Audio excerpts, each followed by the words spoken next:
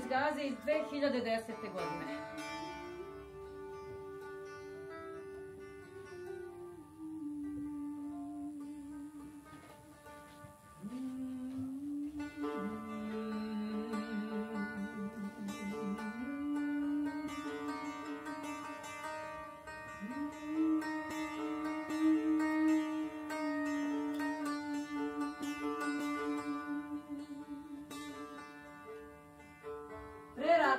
Gaza mi je bila poput druge majke. Njeno tlo bilo je poput toplih grudi na kojima sam ležao, a nebo nad njom bio je moj san, bez granica. More je sobom nosilo sve moje brige. Međutim, ona je danas moje progonstvo.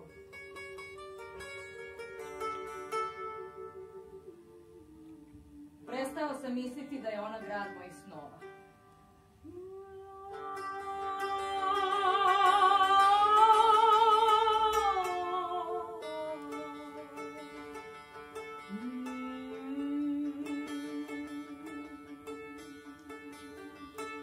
U ratu je jedna ogromna raketa pogodila glavni dalekovod. Svi moji stričevi bili su kod nas u vreme kad je nestalo struje. Međutim, druga linija dalekovoda u blizini naše kuće je i dalje radila. Otišao sam do komšije i zamolio ga da nam ustupi svoj priključak kako bi se i mi povezali na drugu liniju. Kada smo se priključili, kada nam je kuća bila osvetljena, on je došao i uzeo nam kabel. Strašno smo se posvađali. U ratu ljudi misle samo na sebe. Tokom rata su mnogi ljudi imali po 20 vreća brašna i nikada im nije nestajalo plina, dok drugi nisu imali ni koru hleba. Pitali su svoje komšije da im daju malo hleba, ali oni nisu hteli.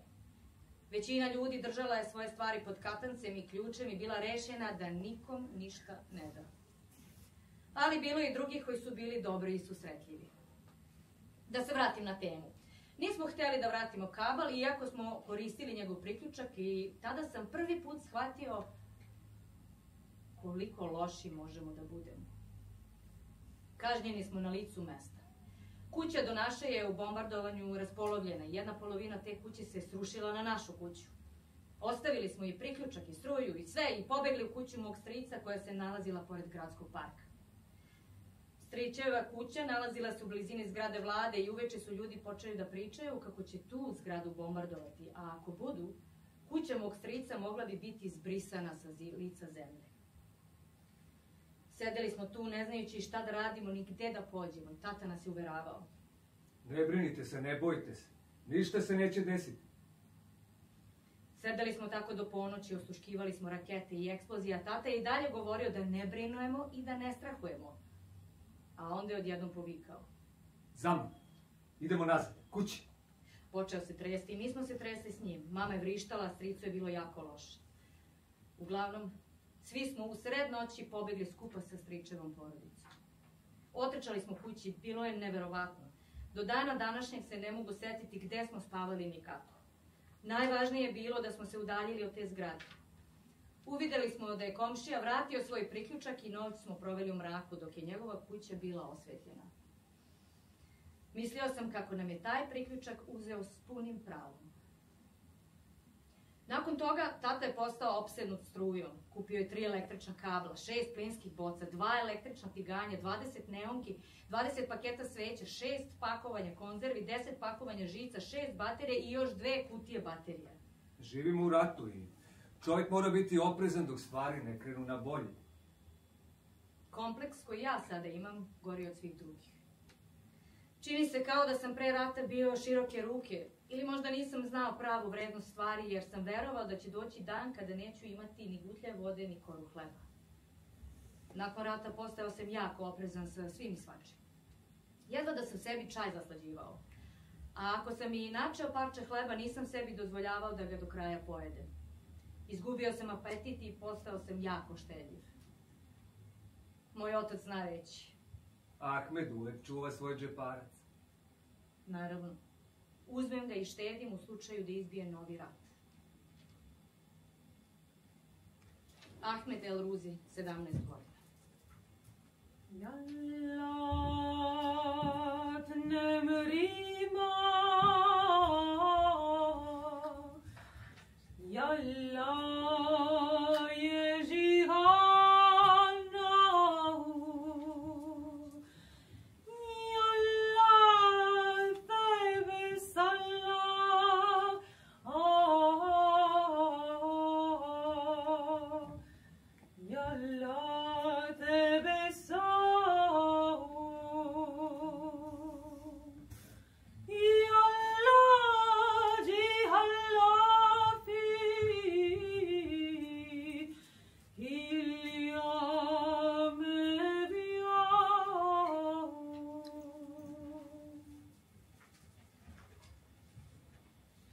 Sva deca u komšiluku su ga volela. Bio je mirniji od povetarca. Džeparac koji je dobio od oca davao je meni. Svi su ga voleli. Njegovi prijatelji su došli po njega i oni s njima otišli u školu. Istrčali su poput leptirića. Lepršali su oko. Kao da je ceo svet stvoren baš za njih. Izraelski avioni su bili u vazduhu. Čuo se zvuk helikoptera, kao kad čudovište vreba svoj plen. Automobil u kojem su bili ljudi za kojima je raspisana poternica, prošao je ulicom Jarmuk, a leptirići su se našli u njegovoj blizini. Leptirići nisu znali da je taj automobil vatra koja će ih opeći. Raketa je pala na automobil. Moj brat Tarek je poleteo 5 metara u vazduh. Poleteo je više od samog auta, a onda je nastavio hodati, kao da mu ništa nije bilo. Stigla su kola hitne pomoći i odvezla poginule. Govorili su mu da uđe u kola, ali on im je govorio, ne, nije mi ništa. I nastavio put škole. 100 metara kasnije stavio ruku na srce i preminuo kao šehid. Stajao sam na ulici i čekao autobus do škole, kada mi je sestra rekla da odem i vidim šta se dešava. To sam i uradio, ali nisam vidio Tareka, te sam otišao u školu. Bio sam na času kad su došli moji stričevi i rekli mi da uzmem trodnevno odsustvo sa nastave. Nisam ništa posumnjao. Seli smo u auto, stric je rekao vozaču da ugasi vesti. I tad sam postao sumnjičan. Jer moj stric je voleo da sluša vesti. Kad smo stigli kući, u njoj se već skupilo jako puno ljudi. Pre ulaska video sam svog oca kako sedi na stolici i plače. To je bilo prvi put da sam vidio oca da plače. U rukama je držao Tarekovu sliku. Upitao sam ga, tata, da li je moj brat postao šehid? Rekao je, Bog mu se duši smilovao. Iz bolnice su ga dovezli kolima hitne pomoći. Otrčali smo do njega da se oprostimo s njim. Spavao je poput anđela sa knjigom u ruci. Otac nam nije dopustio da idemo s njim na groblje, ali ja sam ušao u auto, oprostio se od njega i Nemezarovu preučio Fatihu. 3 meseca sam odlazio na njegov grob i razgovarao sa njim. Noću zurim u njegovu sliku, u sobi ispod koje piše junak, šehid Tarek. Od kad mi je brat poginuo, navikao sam se spavati sam u krevetu. Spavali smo jedan na drugom, noge nam na glavi. Ponekad se činilo da su nam noge i ruke isprepletane. Pa danas imam krevet samo za sebe.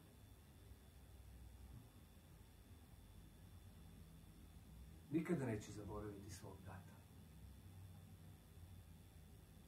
Ašraf Esusi, 16 godina. Kad smo kod rata, sav rat na jednu, a moja mama na drugu stranu. Nikad neću razumeti zašto mi mama prepričava stvari koje sam i sama videla. Stajale smo na balkonu. Bombardovali su kuću naših komšija i jedan komšija je poginuo. Videli smo kako se kuća ruši i kako komšino telo leti na ulicu. Možete da zamislite šta je nakon toga bilo sa tom porodicom. Da li je tu bio kraj? Ne, nije. Mama je počela da mi prepričava kako je komšina kuća bombardovana, kako je komšino telo izbačeno iz kuće, kao da priča sa nekim ko to nije gledao sa njom. I tako se to nastavilo. Te mamine priče tokom celog rata, a ja sam bila jedina koja ih je slušala. Sedele bismo i gledale televiziju i izveštavali su o bombardovanju ili o tome kako su neka mesta sravnjena. Izveštaj bi trajao i po 15 minuta, ali mamin ponovljeni izveštaj trajao bi 2 sata. Pričala je o tome kao da ja nisam bila sa njom. Počela sam da preispitujem sebe. Da li sam sedela s njom ili nisam? Zaklela bih se da jesam. Stvarno sam bila tu, sedela sam pored nje.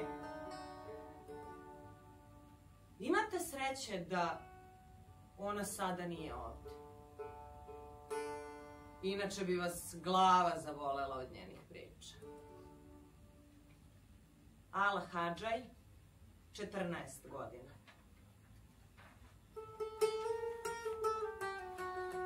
Gaza je kutija šibica. A mi smo šibice u njoj. Kad je počeo rat u Gazi, svi mediji su izveštavali o nama. Al Jazeera, Al Arabija i svi satelitski kanali su pažnju usmerili na Gazu, na okupaciju. Nisu nas ostavljali na miru. Ceo svet se zanimao za Gazu i šta se u njoj dešava. Na Al Jazeeri su iznenada objavili: udarne vesti. Smrt Muhameda Al-Hindija. To nije prošlo nezapaženo, jer taj Muhamed bio je moj ujak, brat moje majke. Prvi put u životu čuo sam kako se vrisak sa živog TV prenosa prenosi u moju kuću.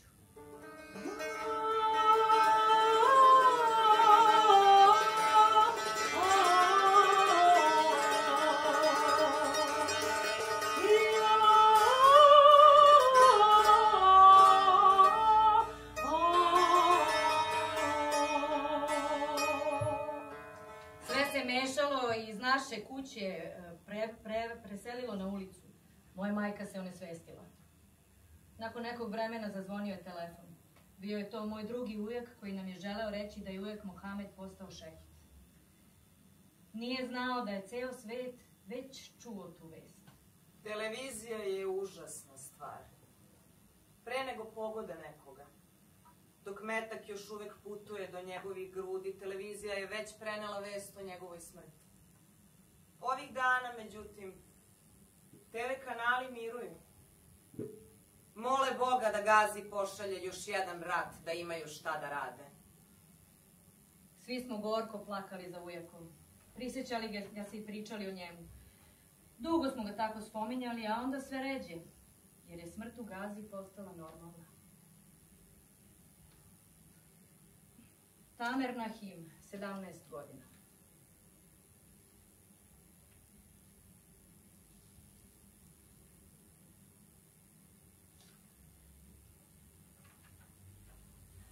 U ratu su bombardovane džamije. Takva i Nur, a nakon njih i kuća Abu El Kareja.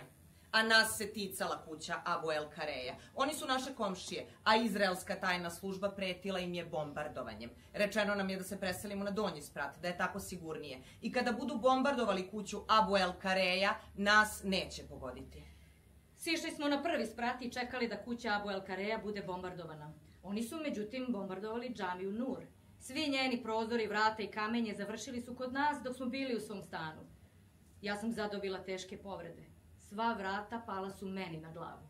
Naravno, bilo i vriske i kuća je bila u totalnom rasulu. Sutradan smo imali porodični sastanak na kojem smo odlučili da je ipak bolje da se vratimo na gornji sprat. To smo i učinili. Preselili smo se na gornji sprat. Ovoga puta su pak bombardovali džamiju Takva. Sad je svo staklo i kamenje doletelo nama na gornji sprat. Te smo odlučili da se vratimo na donji sprat, jer je ipak tako bilo sigurnije.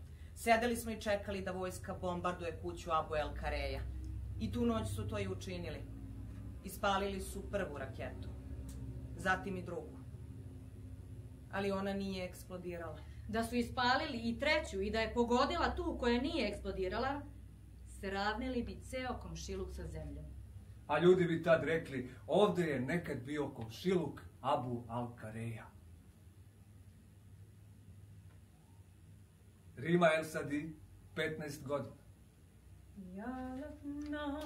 يا لبنان لبخلتي الحمام رويا حمام لا تصادق بخكاري ما تتنام ريما الهندا شهري كشهر بمناها بيلي حبيبك بيبوسك اللي بغدك شو بيتراها.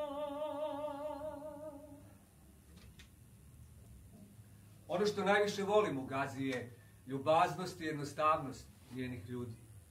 A najviše mrzim politički fanatizam. Ponekad pomislim koliko su kontradiktorni sva ta ljubav i dobrota sa jedne strane i svo to zlo koje kontroliše sve na površini. Da se ja pitam, ja bih koliko sutra rešio pitanje podele Palestine. U ratu je ubijen veliki Hamasov vođa. Svi mediji u svetu su izveštavali o tome.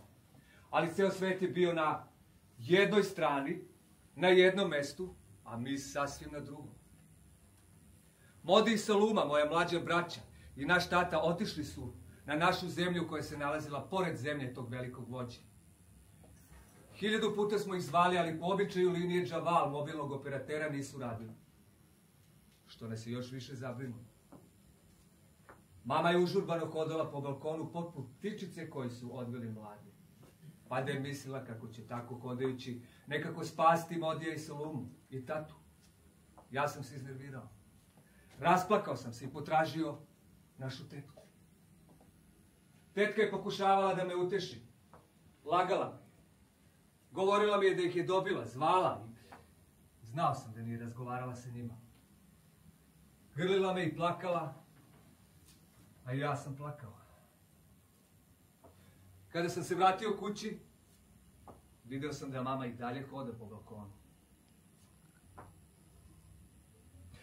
Zaboravio sam vam reći da Modi i Saluma imaju 5 i 7 godina.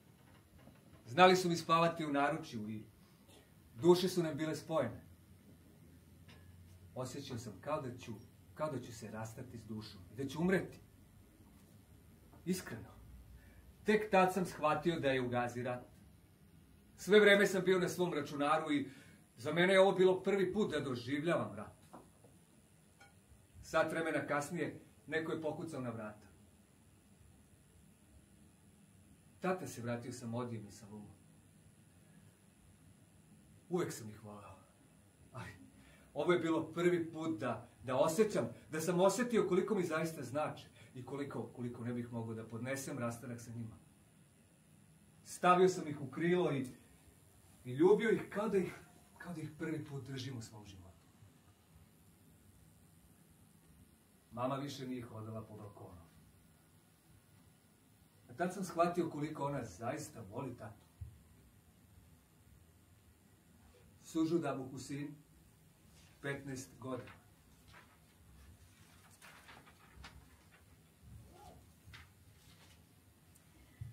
Hteo bih da vam poverim svoju veliku tajnu koju nosim u sebi. Nameravam da je otkrijem od kako sam počeo svoju priču. Tajna je u tome da sam ja, dragi moji, razlog zbog kojeg se ratuje u Gazi. Pitate se zašto? Pa zato što ja nikada nisam sanjao san koji se na kraju nije obistinio. Jedne noći, pred sam rat, sanjao sam da je rat počeo, da je naša kuća bombardovana i da sam samo ja preživela. Narednog dana, u 11:25, počeli su vazdušni napadi na Gazu. Istrčao sam na ulicu u želji da što pre se vratim kući i svoje porodice, ali sam 2 sata čekao da auto dođe po mene i na kraju sam kući stigao pešice. Celim putem sam zamišljao prizore naše srušene kuće i moje izginule porodice. Stigao sam kući i video da je sve u redu. Moji su skidali prozore sa kuće da se od pritiska ne porazbijaju. Mrzim da sanjam.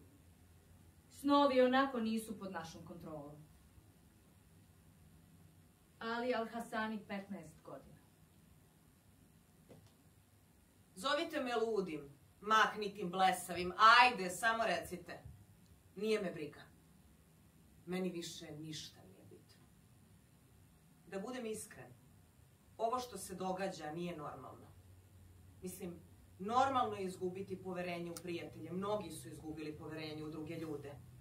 Ali ono što mene izluđuje je to što sam ja izgubio poverenje u izloge i automobile, u policijske stanice i sumnjiva područja. Moja lična filozofija je da je cela Gaza jedno sumnjivo područje. Da skratim. Danas se plašim prići svemu onome što je u ratu bilo pogođeno. Ja više ne znam da hodam ulicu. Prvo krenem desnom stranom pa se uplašim. Onda pređem na levu pa se uplašim i tako idem s desna na levo, uhvatim se u vrtlogu. Kojim putem da idem? Zar da hodam sredinom ulice? Mahmud Abu Šaban, 14 godina.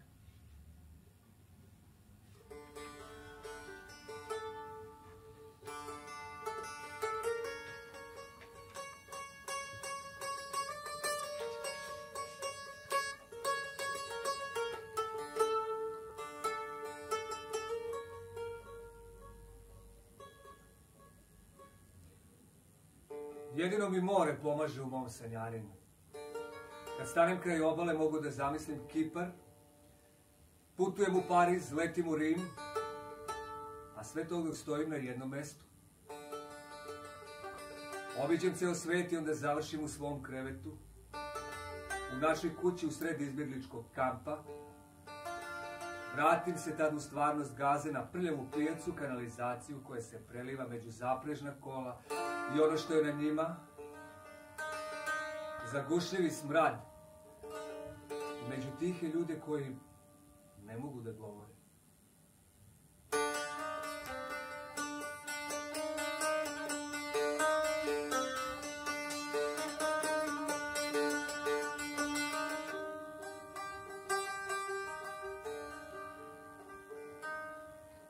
Kad pogledam na sat, vidim da je 11:55, počnem da se trese. I srce mi lupa brže. Tad pomislim da je rat opet počinje. Ne bojim se ja samo sata. Bojim se svega što leti. Čak i muva. Ne mogu nikome da kažem za taj svoj strah, jer će me prozvati plačljivkom i mlakonjom.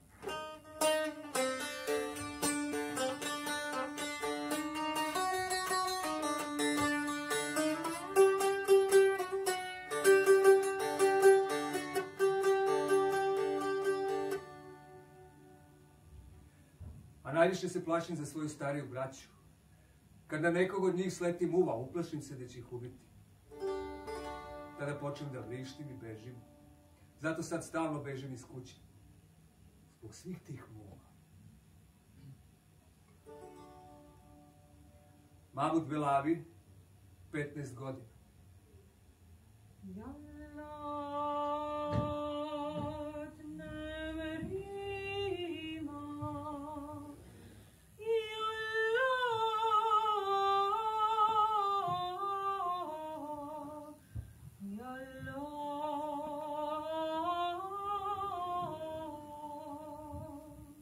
Odavno želim negdje da otputujem.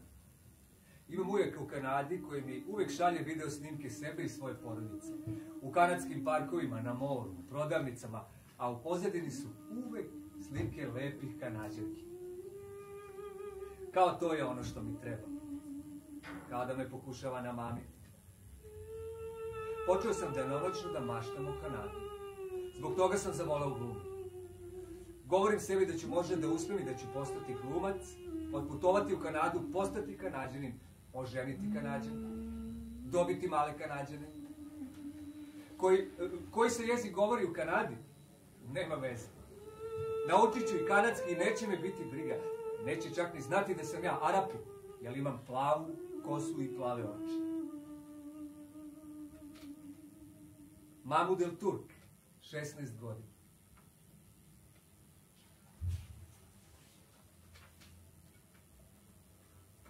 Prvi put u životu ulice Gaze su bile čiste. Papira i kartona nigde na vidiku. Ljudi su sakupljali papir po ulicama kako bi mogli da ispeku hleb, jer struje nije bilo. Moja mama nije želela da peče hleb, pa mi je rekla da ga donesem iz pekare. Red ispred pekare protezao se od Gaze do zapadne obale. Ljudi su znali da stoje u redu i po 8 sati, samo da bi dočekali svoj red i kupili pola hleba. Za par trenutaka su na tom području postavili palestinski raketni bacač, a za manje od sekunde su izraelski avioni počeli da ga gađaju. Ljudi su se rastrčali u svim pravcima, ambulantna kola su počela da pristižu. Ljudi su padali mrtvi. Neki su bili ranjeni. Ja sam bio u šoku. A ljudi na ulici su mi govorili da zahvalim Bogu što sam živa. Uglavnom, ja sam kući došao praznih ruku, a mama je vikala na mene. Do danas joj nisam rekao zašto joj nisam doneo hleb. Mahmud Nahim, 16 godina.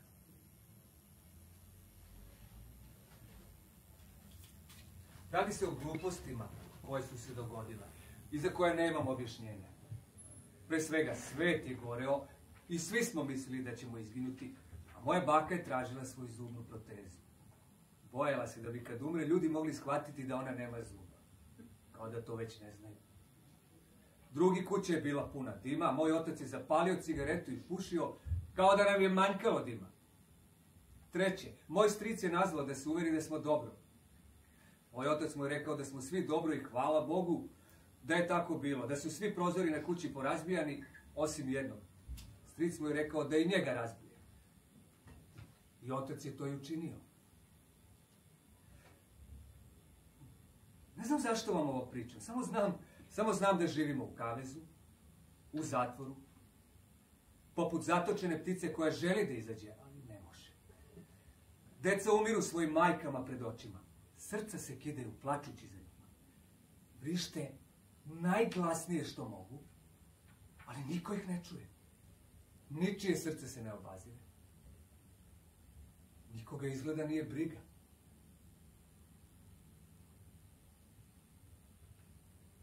Muhamad Kasim, 15 godina.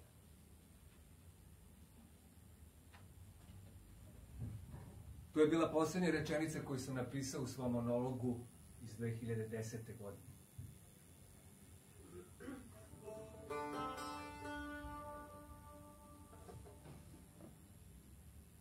Monolozi iz Gaze iz 2024.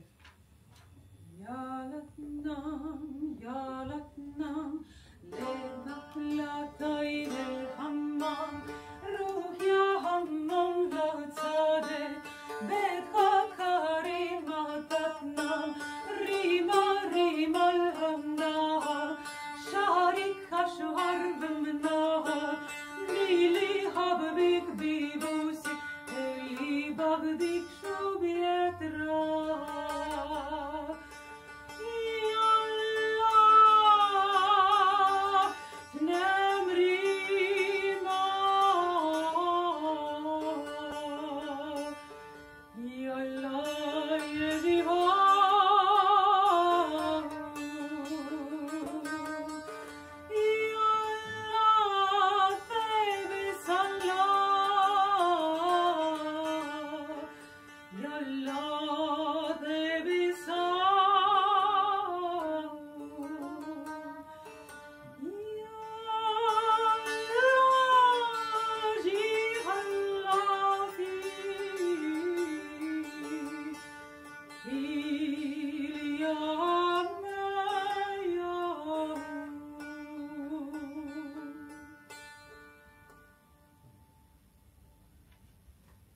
Ali Abu Jasin, 1. april 2024. godine. Dobro jutro. Možeš da se opustiš, prijatelju, kada ujutru pročitaš da smo ti napisali dobro jutro. U Gazi svako jutro prijatelji i rođaci pišu jedni drugima dobro jutro. Kogod odgovori na jutarnji pozdrav, to je kao da obavesti prijatelja da je još uvek živ. Neodgovaranje na jutarnji pozdrav je zabrinjavajuće. To može da znači da je internet na drugom kraju linije isključen. Čekaš tokom dana da ti prijatelj nešto odgovori. Čekaš i čekaš. Onda mu sledećeg jutra pošalješ novi jutarnji pozdrav. Ako ne odgovori, prelaziš na napredniju fazu. Onda ga zoveš na mobilni telefon i počinje mučno čekanje podizanja slušalica. Ako nema odgovora, dobit ćeš poruku preko telefonske sekretarice koja kaže: Telefon koji pokušavate da pozovete trenutno nije dostupan. Ili telefon je isključen. Ako je odgovor bio telefon je isključen, onda je velika verovatnoća da je ubijen. Ali, ako je odgovor bio nije dostupan, onda ostaje velika nada da je mreža prekinuta i da je još uvek živ. Počinješ da zoveš ljude bliske njemu da te uvere da je dobro. Pokušavaš sve dok ne dođeš do vesti da li je vlasnik telefona živ ili je ubijen. Zato kad ujutru kažemo dobro jutro, to znači da smo dobro.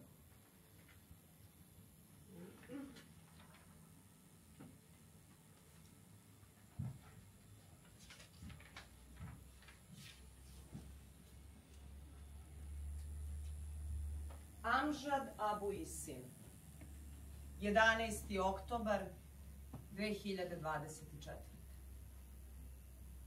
Milioni zvezda osvetljavaju naše nebo, ali nisu u stanju da osvetle bombardovanu porodicu ispod ruševina koja čeka svoju sudbinu. Nije još prošla ni godina, a čini se kao vekovi. Kada se ovaj rat završi, voleo bih da nađem hrabrosti da se ponovo nazovem čovekom. Bez obzira na njihove napore da nam oduzmu ljudskost, ja se opirem. Ne želim ovaj bol koji trpimo nikome.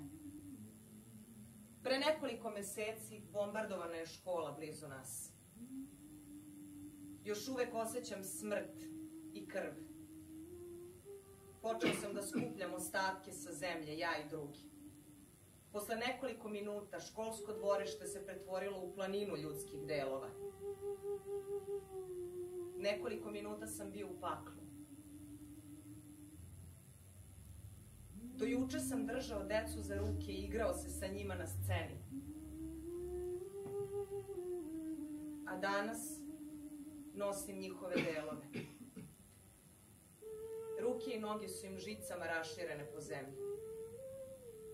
Deca su bila razbacana svuda kao odeća koja čeka da se osuši. Ali ja više nisam osjećao zabrinutost. Osjećao sam se mirno. Svi svetski lideri su rekli da ovaj rat mora da prestane. I verujem im svima. Svaki put kada držim ruku ili nogu ili vidim mrtvo telo, verujem im. Već godinu dana im svima verujem da rat mora da prestane i još uvek im verujem.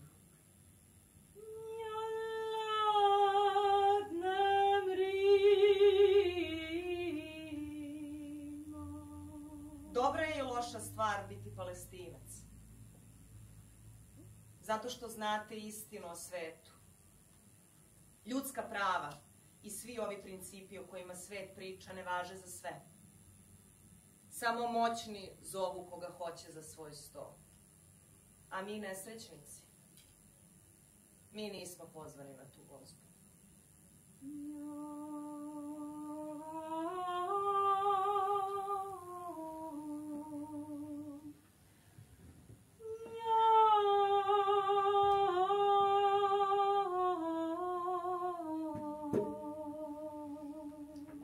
Nahim, 11. novembar 2024. Znate li šta znači šator? Mislim da ne znate. Da vam kažem. Šator znači hladno. Znači sporu smrt i neprekidnu glad. Šator znači da vi i još 10 spavate u skučenom prostoru, polovina vas unutra, druga polovina spolja, kao stavci života na ivici ništavila. Budiš se sa jutarnjim suncem koje te prži svojom žegom ili sa muvama koje te grizu. Noću te hladnoće bode i tera da zaboraviš toplinu života. U šatoru nema tajni. Svi su izloženi jedni drugima, a porodice ovde nemaju izbora nego da dele sve kao jedno. Svako jutro počinje novom borbom za opstanak, za obezbeđivanje hleba i malo vode. Ne znamo za odmor ovde, a postali smo kao ceo narod koji deli jedan gorki san. Svaki dan je nova priča, novi gubitak, obnovljena čežnja i bol.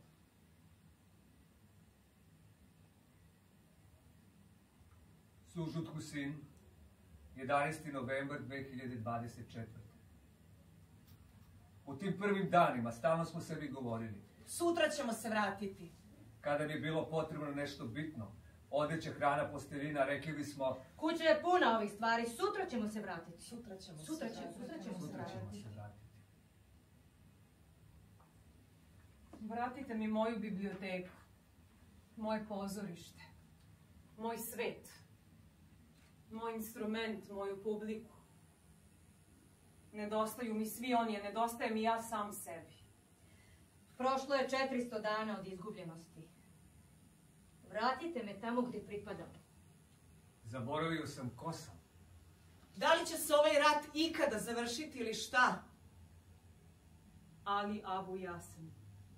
11. avgust 2024.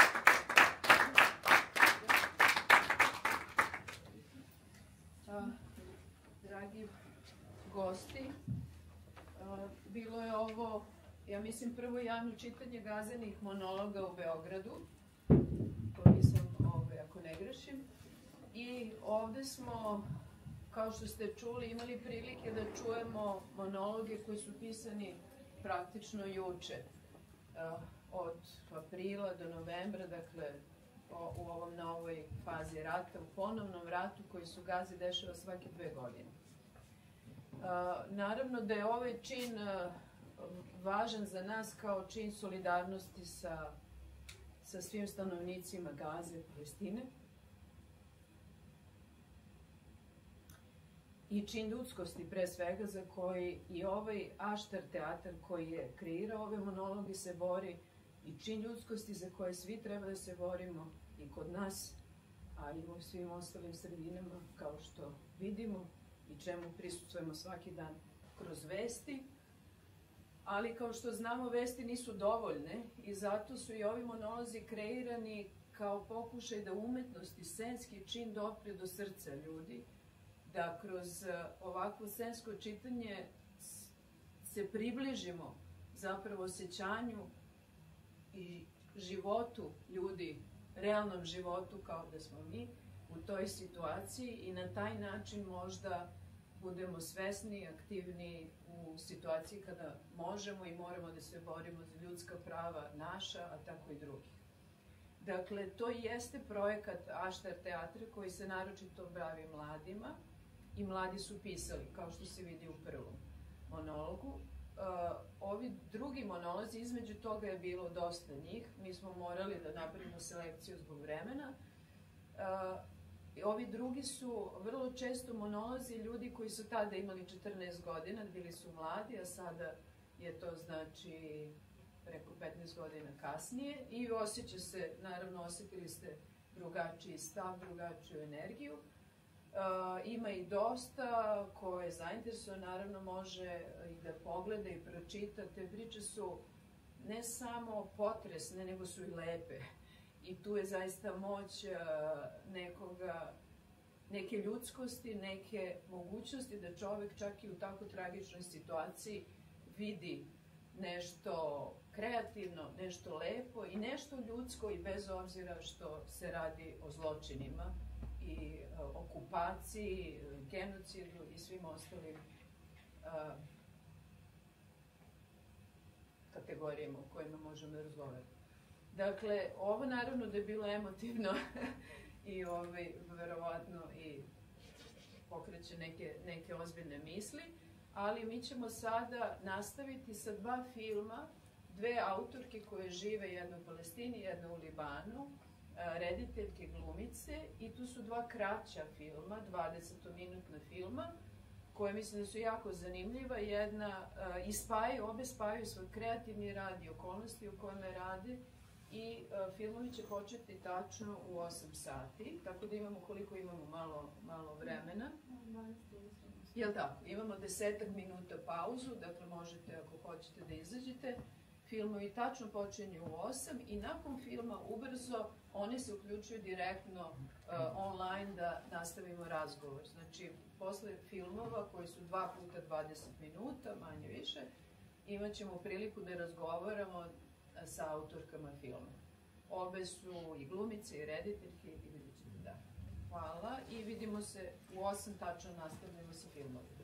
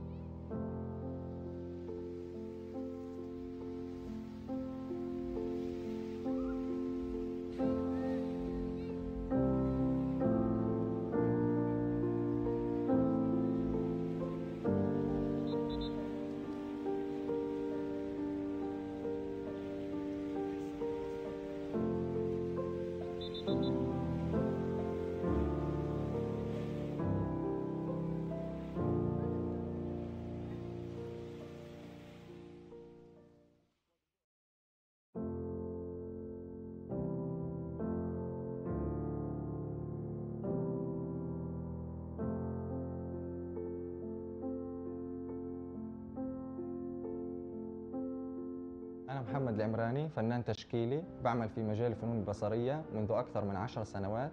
بلشت تجربتي الفنية مع مسرح عشتار قبل 10 سنوات. ما كانتش معرفتي كتير عن المسرح. بعدين صرت كتير مهتم في الموضوع الفنون، وصرت أركز أكثر حتى على طريقة التعبير والإيماءات، وصرت أعمل فنون بصرية معاصرة.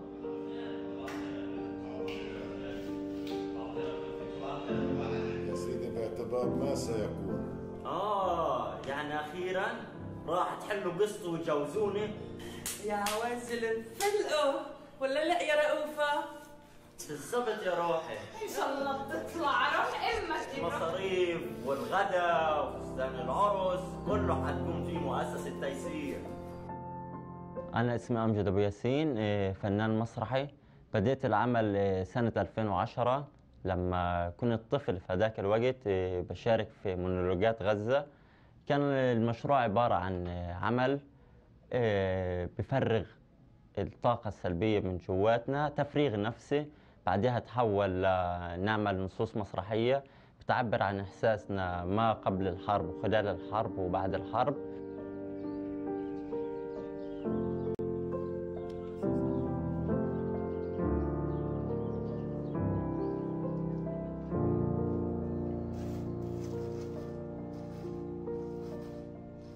حياتي فيها شقين كتير مهمين ما بقدرش استغنى عنهم. حياتي العادية اللي هي الاجتماعية، وحياتي بالمسرح. سبب نجاحي اقتصاديا في مشروعي هو ان انا التجأت للمسرح في البداية. هو كان مسرح في البداية، ما كان مشروع. المسرح عمل عندي شخصية قوية انه انا اقدر ادير مشروع من الالف للياء واجني ثمار نجاحي بايدي. هذا ما كان يكون الا اذا انا كنت في المسرح. يعني حابب أحكي اليوم إنه في شيء استثنائي صار، استثنائي في لقائنا في الذكرى العاشرة لمونولوجات غزة، اللي كانت هي صرخة في وجه العالم من أطفال غزة. وقتها كنتوا أطفال أنتوا، هلقيت صرتوا رجال وما شاء الله عليكم. أنا بعرفش إيش بده يطلع معايا، بس بدنا ندردش مع بعض، بدي أشوفكم. لما صار العدوان 2008 2009 22 يوم على غزة، نحن هون بالقدس، أنا كنت عايشة برام الله، كنا حاسين بالعجز التام أمام الهول اللي عماله بيصير في القطاع من العدوان الإسرائيلي. نحن بمسرح المضطهدين تعلمنا بأنه المضطهد إذا ما قام وإذا ما رفع صوته وإذا ما حاول هو يغير من واقعه، ما حدا بيقدر يغير له إياه. ففكرت بأنه لابد أنه يكون في عنا مشروع اللي يساعد المضطهدين في غزة اللي وقع عليهم الاضطهاد بأنهم يرفعوا صوتهم ويوصلوا صوتهم ورسالتهم للعالم. في إحساس بالسعادة إني أرجع أشوفكم بعد 10 سنين، ما شاء الله عنكم. يعني كنت طبعا بحب أكون موجودة معاكم، وإنه هذا الفيلم بالأساس موجود هو حتى يتبع معاكم إنجازاتكم، وين أنتوا وصلتوا اليوم. بلشنا في الشغل معاهم ورعناهم زي أولادنا بالضبط. صرنا نعمل تمارين ودعم نفسي إلهم، لأنهم كانوا محملين بغبار الحرب، ما كانوش لسه قادرين يحكوا. كانوا بالنسبة إلي زي الطفل اللي مش عارف يمشي، فبدي أسنده ودربه بعدين أخليه يمشي. وكذلك كان الحديث، كانوا مش قادرين يعبروا عن أبسط الأشياء في البداية. بعد فترة بدأ الحكي وبدأت الدموع وبدأ الألم، وبدينا نسمع قصص. كتير كنا نبكي مع بعض. إيش مثلت لك المونولوجات؟ خلتني أعرف أتخصص. لو أنا بعد 10 سنين رجعت أدرك قد إيه هاي القصص كانت مهمة. يمكن المسرح خلاني حد أكثر تميزاً. كيف إنك تحول يعني إنسان ناجح؟ الجريئة بالوقت إنه بدي أحكي بقدر أحكي. أعطيتك هذا الفارس على الخشبة عشان يعزز عندك الفارس في الحياة. في البداية لما فتت في تجربة مونولوجات غزة في التدريبات، لما كان الكل يتفاعل، يعطينا الأستاذ علي بريك يعني كلهم كانوا يتجمعوا ويتحدثوا مع بعض، يتعرفوا على بعض، الا انا اروح اخر كرسي واقعد، ما بدي اني اندمج معهم. بس طلعت من منولوجية غزة من سنة تانية خالص. انا اليوم بقدر اوقف على المسرح، بقدر اواجه اي حدا، صرت اجتماعية جدا. صرت اعرف الناس شو بتفكر قبل ما تحكي، وزادت ثقتي في الناس. وهي طلع للحرب فوائد. بعد الحرب صرت دايما لابسه نظيف ومرتب على الاخر، عشان لو متت اموت موتة حلوة. بس بيكون اكبر مشكلة لو خبطوني صاروخ، لانه ساعتها رح اصير 100 سقفة، وانا حابة اموت سقفة واحدة بس. أكبر خطوة من أكبر زعيم، زي أصغر سمك في بحر غزة بتدفيش واحد بردان في خيمته. غزة علبة كبريت وإحنا العدان اللي جواها. بعد الحرب تغيرت حياتي كتير، بطلت أمي تقول إيهاب أشطر واحد في أولادي. نفسي أعيش بمجتمع مدني ديمقراطي وفي سينما، ونضل نشوف أفلام ونعيش بحياتنا ونحلم. لما وقفت على خشبة المسرح لحالي وكان في كم كبير من الجمهور بيحضر، حتى من هذا الجمهور كانوا أهلي وبعض الأقارب وأصدقائي كانوا موجودين. فلما روحت على البيت أختي بتقول لي طول العرض وأمي تقول لي هذا إيهاب، معقول واحد بيشبهه؟ مش مصدقة أمي إنه أنا اللي بحكي هذا الكلام. لا، وانصدمت أكتر لما عرفت إنه أنا كاتب هذه القصة. تقول لي هذا الكلام طالع منك أنت؟ بقولها آه. بتقول لي كيف؟ يعني لو بعرف لو وديت إخوتك الأكبر منك يتعلموا هذه التجربة. نفسي أكون متخصصة بعلم الميتافيزيقيا. الدنيا مولعة وحاسين حالنا كلنا بدنا نموت، وستة لخمتنا على ضبة اسنانها. ايش بدكم احكي عن غزة؟ من يوم ما وعيت عليها وانا حزين على كل اشي فيها. ليش العالم كله مرتاحين إلا إحنا عايشين بمحرقة؟ لما بدت الحرب أبوي سكر علينا الدار تسكير سودا. أول ما صار القصف كل مدارس غزة روحت إلا إحنا. في عيني الحرب خلصت على الأرض، بس بعدها موجود في راسي. نفسي أعيش زي أي طفل في العالم. 52 فريق من حول العالم، من كندا للصين وأستراليا، ب 17/10 كانوا موجودين معنا وعرضوا بشكل متزامن. طبعا بدأنا من الشرق إلى الغرب، وكلهم عرضوا أمام جمهورهم. في منهم اللي عرض مرة واحدة، بس في منهم اللي عرض سنوات. Weil ich Dinge verstehe, die ich früher nicht verstand. Η Γάζα είναι ένα αεροπλάνο που μεταφέρει ανθρώπους. Ταξιδεύει προς το άγνωστο.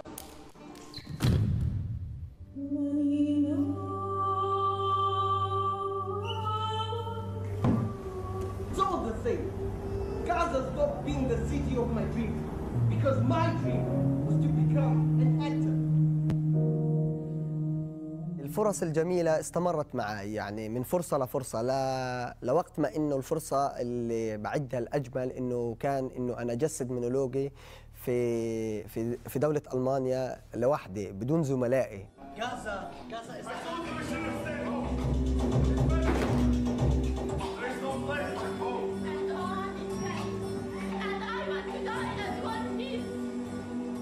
قعدنا تقريبا يمكن شهرين أو 3 شهور في ألمانيا، عملنا 45 عرض في جميع المحافظات، في مسرح البلدية لكل محافظة، فكان شعور لا يوصف يعني مطلقا.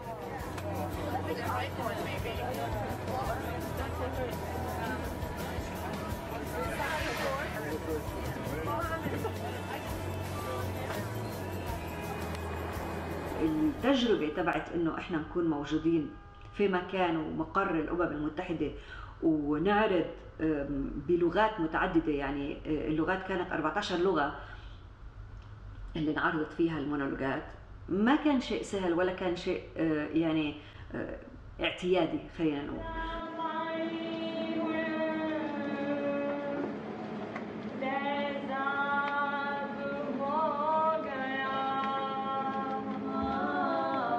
Then I was sure the war had started.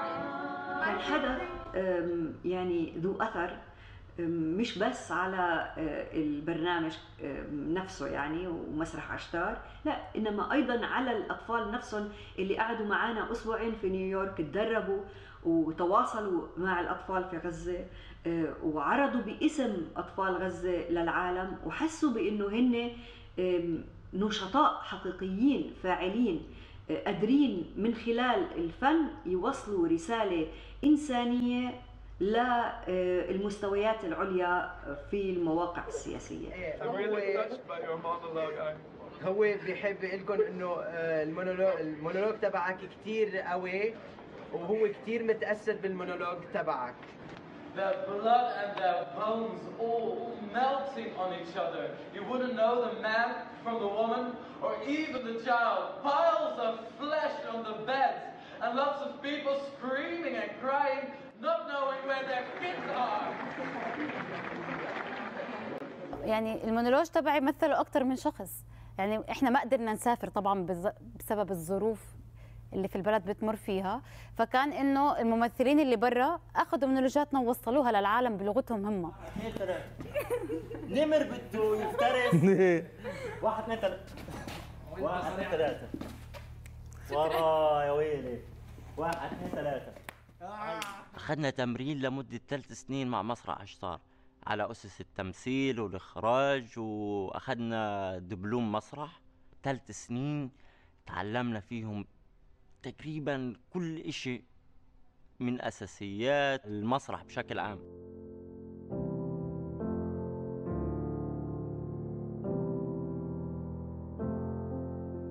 بعد 4 سنوات من تقديم مسرحية مونولوجات غزة، شاركت في برنامج الفنون المعاصرة كفنان بصري، وقدمت أعمال فنية تشكيلية. أعمالي الفنية كانت كتير متأثرة بالمسرح، فيها الطابع المسرحي، وكل من شاف لوحاتي كان يحكي لي إنه أنت كتير متأثر بالمسرح.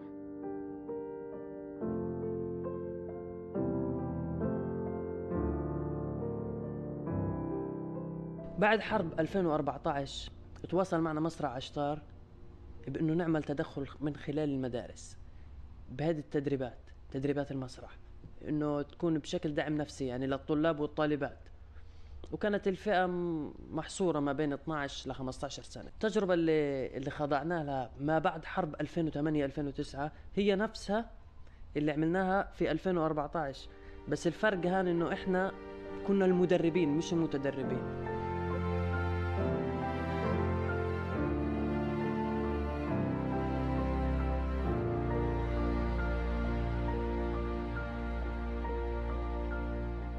خلال ال10 سنين الماضية ما كانت بس عبارة عن المونولوجات وتدريبات مسرحية، لا كانت بيتخللها عروض مسرحية مختلفة، منها مثلا مسرحية مدارس 2012 كانت من إنتاج مسرح عشتار. 1 2 3 4 1 2 3 4. أنا كم من مرة بدي أشرح لك عن الهمزة إلا على ألف. كم من مرة؟ الهمزة موجودة بس على جنب، هيا شوفها. شايفها أنا شايفها، نازلة تشرب مية ولك أنت جلطيني، جبتي لي العلة. بعدها بسنة عملنا مسرحيات نظام سكتشات بسيطة مع مؤسسة الفكر الحر، وشاركت مع مسرح عشتار مسرحية القفص بتحكي عن حرب 2014، وبعد هيك عملنا مسرحية روميو وجولييت في غزة. الشظايا اللي في رجليها مش حيقدروا يطولوها، وحتنسد الشرايين وحيقصوا رجليها بالمنشار اللي هناك. احنا بنتابع حالتك واجرينا اتصالات على اعلى المستويات من اجل خروجك وحتى كسر الحصار كله. هذا امل غير انساني بالمره، ولازم للحصان انه ينكسر. الحصار انه ينكسر. انا بعيش وهم اللي بيموتوا. الحرية مش بالحركة، في كتير ناس تمشي وبتتكلم وعندهم دول بس من جواتهم عبيد. هو كل واحد معاه قرشين وبنى له عمارة ولا فتح له سوبر ماركت ولا فتح له مول حتى بده يصير زعيم، المشاكل بتضل معانا. يابا انا ايش ذنبي اذا انت وعمي الدكتور وصفي بتحبوش بعض.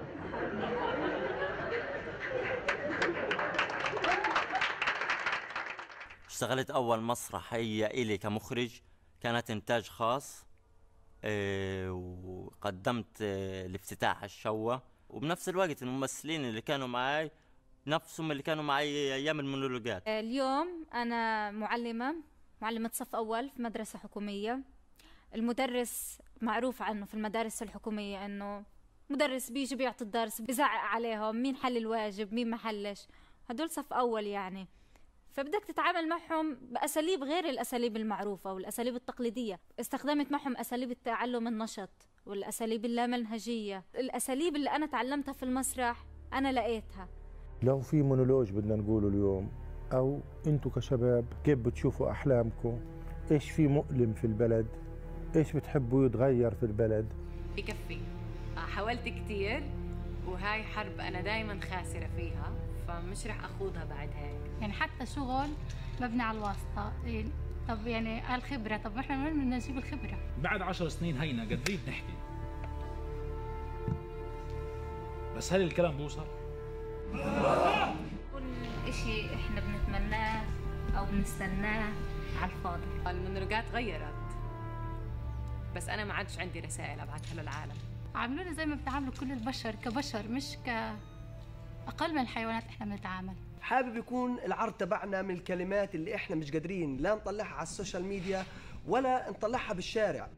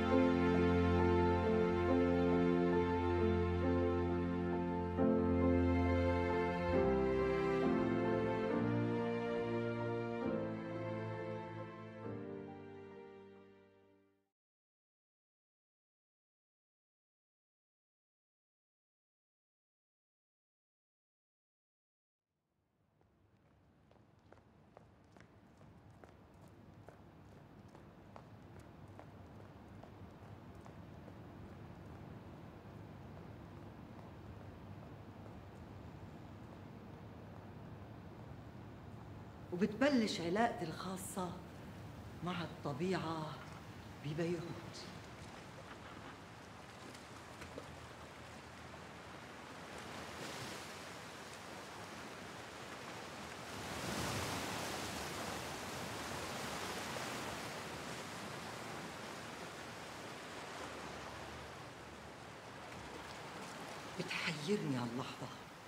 بتحيرني هاللحظة وبتدهشني، لحظة اللي بيعسعس فيها الليل وبيتنفس فيها الصبح وبيتسحب من خرومه. لحظة اللي بتتسقسق العتمة بالضوء وبصير وجهها ينمش ينمش ينمش ينمش ينمش ينمش ينمش ينمش ينمش ينمش ينمش ينمش بنقط من نور توسع وتفلش لتغطي كل شيء.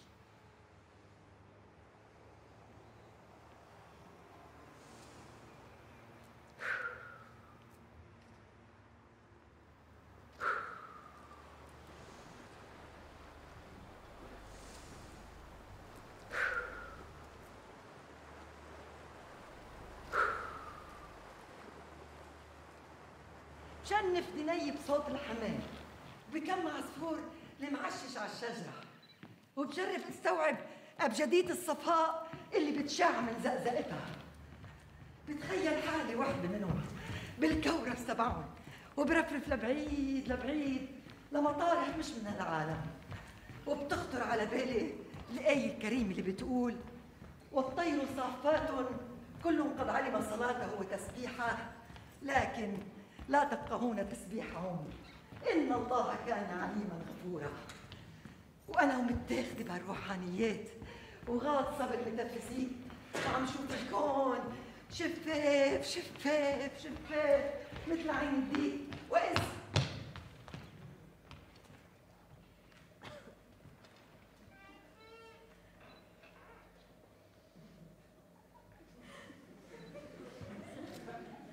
توقع سحلة خرا حمام على عيني. ودغري بيطرق على بالي سؤال الوجيه اللي بيقول: هل بيجوز الحمام يسبح ربه وهو عم بيشخ؟ ليكو سؤال ظاهره عبيط بس جوهره غويط، سؤال فلسفي ما لقيت له جواب باللغة العربية فقلبته براسي بكل اللغات. Could a creature praise God while shitting? مسرحية ما اسمها جوجينج، اسمها جوجينج نقطتين مسرح قيد التطوير مش عمل قيد التطوير. Theater in progress. جوجينج نقطتين theater in progress with a big T.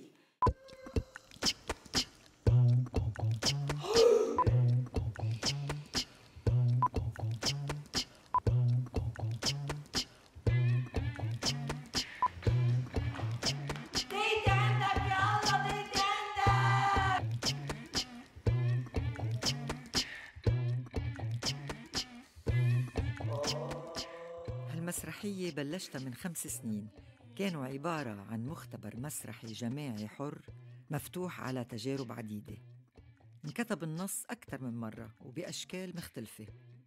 بشغلنا على الإضاءة والصوت جربنا تقنيات متطورة، حاولنا ناخد السينوغرافيا على مطارح جديدة، وخلطنا فنون مختلفة ببعضها البعض. بس بما أنه هدفي الأساسي كان أنه أقدر أوصل للناس وين ما كانوا خاصة بالأماكن المهمشة،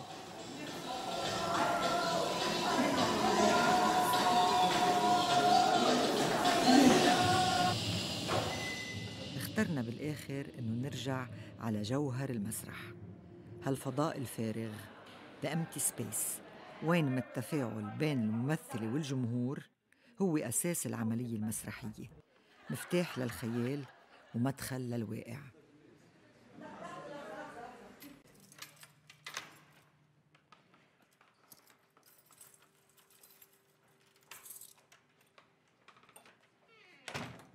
روجيه بعد ما اجت الكهرباء؟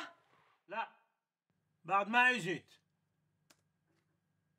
بالسجلات الرسمية أنا اسمي حنان علي الحاج علي، مواطنة لبنانية أصيلة منذ أكثر من 10 سنوات، مواطنة فرنسية جلب بالزواج منذ أكثر من 10 سنوات، مزوجة لبناني أصيل فرنساوي أصلي ماروني مقصل سنة تجليط عمل سنة ليطلق. اكتشفت المسرح بفضل الحرب، هي كل الصور اللي عندي، وقت ما كنا نقضي أيام وليالي بالملاجئ، وشفت كيف المسرح والفن مثل عصا سحرية قادرين يحولوا أجواء القلق والخوف لعيد من التضامن والفرح. هيدي أول ما عملت مسرح كنت عندي بالمدرسة قبل الحرب بشي سنة. هذا روجيه بفرقة الحكواتي لما أسسناها بالحرب، يعني بال77. وبالوقت اللي كنت عم أدرس طب لأرضي بيي قررت أدرس مسرح. هيدي صور مسرح الحكواتي. وأنا وتلميذي تعرفت على فرقة الحكواتي وكرت المسبحة. السينوغرافيا طبعا المسرحية كتير حلوة والتياب روعة. هودي كمان بالحكواتي،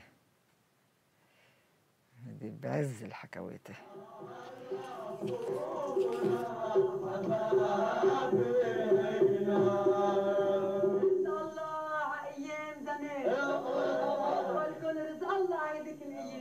بهديك الايام نبقى ايد بايد.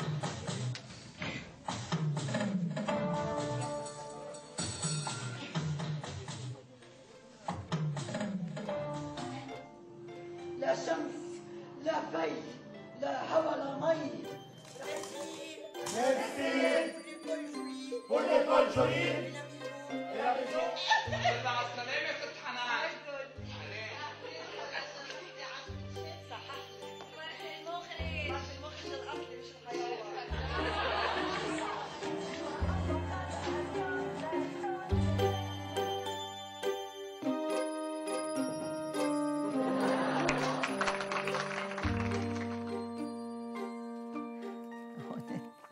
هون بتلميع هيدي الأولاد من صغار.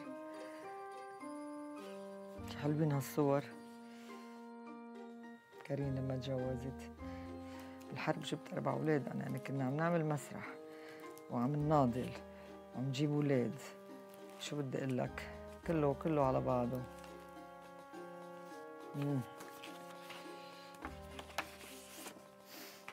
هاي صورة القبيلة. روجيه، أبو الروج طبعا، يوسف، زينب، علي، مريم. هالمرة عندها 4 أولاد، ولا واحد منهم بالبلد مثلهم مثل كل رفقاتهم. وهالمرة مواطنة لبنانية عمرها بدكم تقولوا ببداية الخمسينات، واللي بتعمل كل يوم رياضة الجوجينج الهرولة لتتوقع من الستريس والاوستيوبوروز. هلا هالتمارين مفروض تساعدها تحافظ على توازنها النفسي والجسدي، لانه بتفرز بجسمها نوعين من الهرمونات، الادرينالين والدوبامين. واحد بيروق، واحد بيفوق، واحد بيقوم، واحد بينوم، واحد بيكربش، واحد بيهبرج. وبهالمشوار تستعرض احلام وخيبات وآمال وشخصيات، وبتضلها تركض محلها بمدينة بتعمر لتهد وبتبني لتدمر.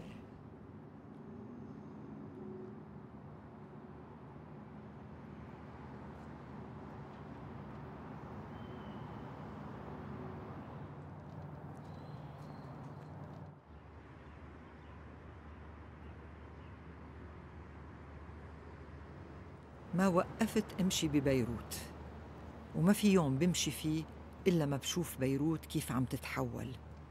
تدمير منهجي لنسيج المدينة، الساحات، الفضاءات العامة، الجنينات، السينمات، المسارح، حيطان ورا حيطان ورا حيطان عم ترتفع وتخنق روح المدينة.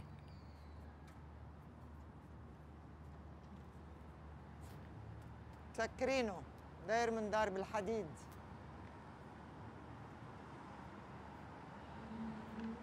ختن خجل لا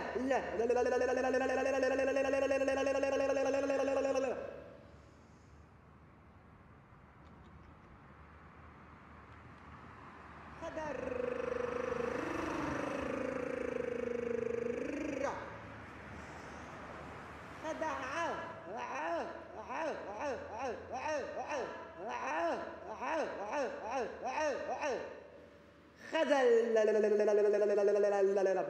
خذل تذكرت شغلي. في شي فولونتير يقرا مقدمة المسرحية اللي كنت كفيت التمارين بليز؟ حدا يقرا هالورقة؟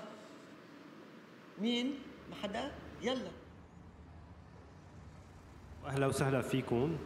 لقائنا بلش او بالاحرى رح يبلش. بنطلب من حضراتكم اطفاء اجهزه الهاتف نهائيا وكليا، وبنلفت نظر الجميع الى انه هالمسرحيه غير شرعيه بتات، بنت حرام، حبلت فيها بنات افكار الممثله على عينك يا تاجر، من دون شهود ولا وثيقه رسميه ولا اذن من الامن العام. صار لنا سنين عم ندافع عن حقنا بحريه التعبير، وانا رفضت اني اخضع لقوانين الرقابه. وبما انه ما كان عندي اذن مسبق من الدوله لاعرض، ولا مسرح ببيروت قدر يستقبلني، فاضطرينا نقدمها بفضاءات بديله. So I am like my play, Batard, Bint Haram, and I am proud of this diversity. Thank you. بأماكن أندر جراوند، عدراج المدينة، بالضيعة البعيدة، بالمخيمات، بالجامعات. وما كنت متوقعة أبداً المصير اللي لقيته المسرحية.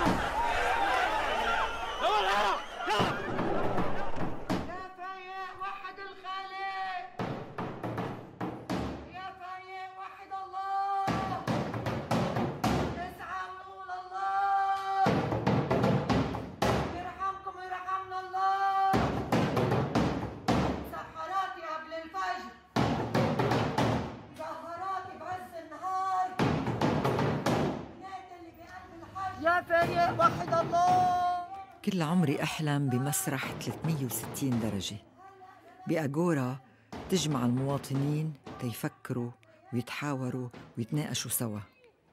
وبفضل هالثورة صارت بيروت هالمسرح المفتوح على وسع المدينة.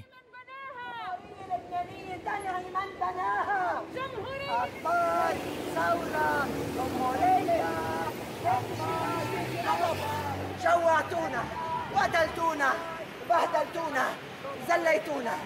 الحرية والحق مثل المي بالصخر بيحفر. فيفا لا ليبرتي، فيفا لا ليبرتي. يا الشر، الوجع، العار، الفحش، الغدر، القدر، يا الوحش الكبير اللي عم يزحف علي. لحوسني، لملمني، شمشمني، نتوشني، عضوضني. أنا كلني لك، مرتك أنا، صنوك أنا، غريمك أنا، حريمك أنا، حرامك أنا. كل مسام جسمي رح تتفتح على شرفك. سجادي بتول رح تنفرد تحت جريك. سجادي طاهرة، سجادة العاهرة.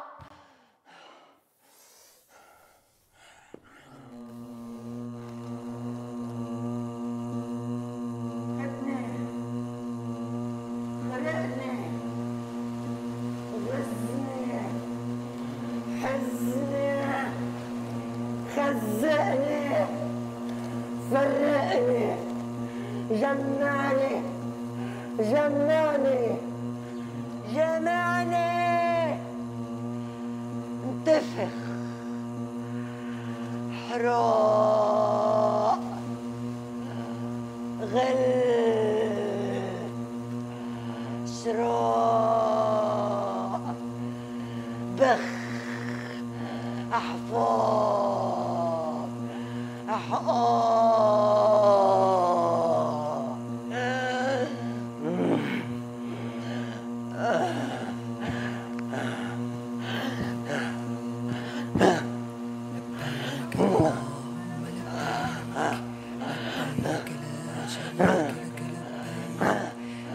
رح اتخلل، رح اتحلل، رح اتخمر تخلل من جديد.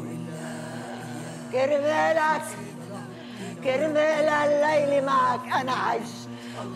اخيرا رح كون لحالي، اخيرا رح كون محمدي.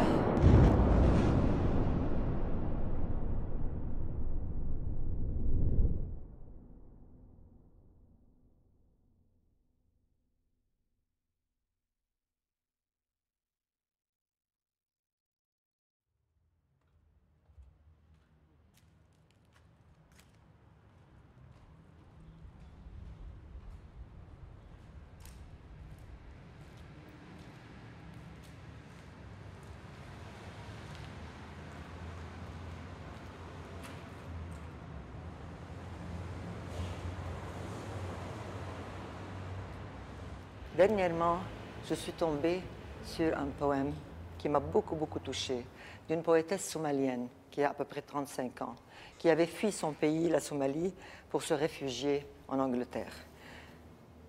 شعر كتير بسيط بس كتير بليغ، بيقول بتصرف: ما حدا بدب ولاده بالمي إلا إذا كانت المي أأمن من الأرض الصلبة اللي واقفين عليها. ما حدا بيختار السجون أو المخيمات إلا إذا كان السجن أو المخيم أأمن من مدينة عم تاكلها النيران. ما حدا، اوعكم تصدقوا، بيترك بيته بطيبه إلا إذا قرب بيته بذاته لدينته ووشوش وقال له: لك شو بعدك قاعد عم تعمل جواتي؟ ما شايف الدم حولك وحواليك؟ قوم حمول ولادك بسنانك وانقلع عني وهروب وبيعد، وقد ما فيك تبيعد وركود وضلك ركود وضلك ركود. وأنا بيروت كل يوم الصبح من فترة طويلة، وخاصة بالفترة الأخيرة، بتجي لدينتي وبتقلي: حنان، حنحونة، حنحينو، ولك شو بعدك قاعدة بالتخت يا خمة نوم؟ وقفي لشوف، قاعدة على حبة التخت، دكي كلسات الفريس بجريكي، سفي حبات الغدة وظهري وركدي وضل ركدي وضل ركدي، ويلا لينا هات لنسمي ونحمي مثل كل يوم.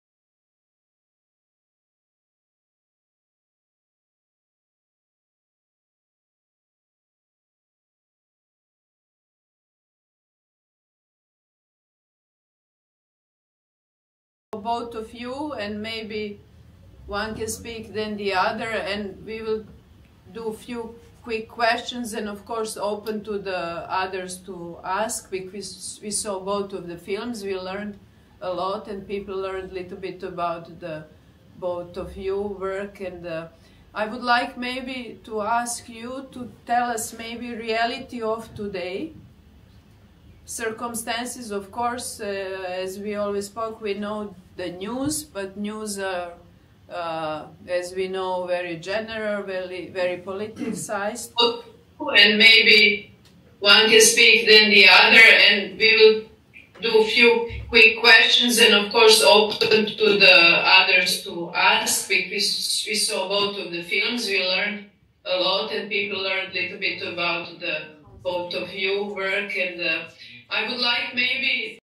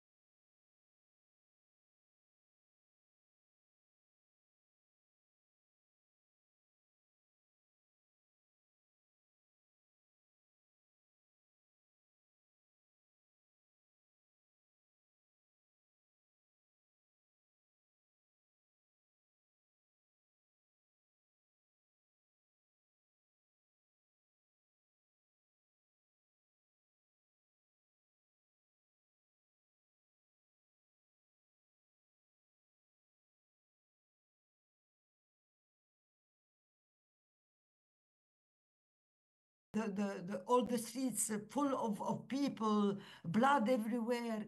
The pages exploded in markets, in schools, in kindergartens, and it was a complete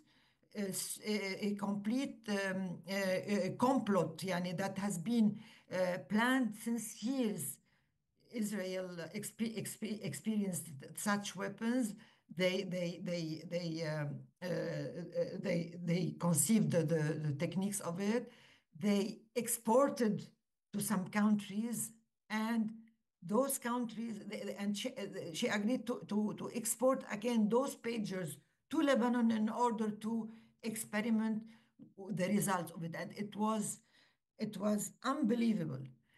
Moreover, the kind of bombs used now, each bomb is 2,000 tons of explosion. Yani, I think you saw, if you want us to send you some examples, when a bomb reach a building, it's like this, like the playing card, and nothing will stay, and you can find nothing after that. And for example, when they killed Nasrallah, they put about eight bombs on the same building. 8 times 2, it's 16,000 tons of explosion on one building. So you can imagine the destruction that's happening all over the city. And of course, under they are pretending that they are they want to get rid of Hamas or get rid of Hezbollah. Yes? Israel experienced such weapons. It's come. There is a playback. Ported to some, and she agreed to export again those pagers. What can we do? Experiment the result.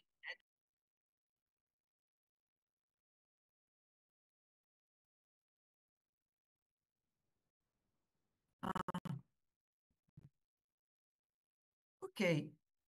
Okay, so يعني Israel is because there is a total impunity toward Israel, and because all the superpowers are backing up Israel, they are continuing to pretend that they are fighting against terrorists. And I don't know who is the terrorist. The one who is defending its country, and the one who is invading the other country. And I cannot imagine a people that went through a kind of Holocaust, such a terrible Holocaust during the past century, could be able to commit what is far يعني a genocide, a bigger genocide than what they lived. Anyway, now in Syria, they are also invading, gaining new territory, and army of Syria who is supposed to defend the peace in Syria. There, it's always lies. It's always, and everybody. And what is astonishing is that all the medias are telling what Israel, in general, the discourse of Israel, and we are stuck in there. And we have to continue, despite everything, we have to continue working, continue hoping, and continue trying to change things. Hopefully, what happened, yani, the good things lately that happened because of what happened in Gaza is that the cause of Palestine has been all over the world again, because for many years all the world forgot about Palestine, as if it didn't exist. Now there is a big hope in the new generation, especially in countries like England, like the States. I'm talking about the students, etc. It's a shame when we talk about the Arab countries. It's really a big shame about the leaders of the Arab countries and all over. يعني, if we're talking about Sudan, there is about, I don't know how many million now of people who are dying from hunger. Nobody is talking about Sudan. In Yemen, in Libya, in Iraq. The Arab population is being really smashed with hunger, with bombing, with wars after wars after wars. But we cannot surrender. We have one option, is to continue straightforward, to do what we know to do. And I think theater within this situation is a very good tool. I don't want to use the word weapon, but it's a very efficient tool to help people, to help young people, to help society to be healed and to continue straightforward.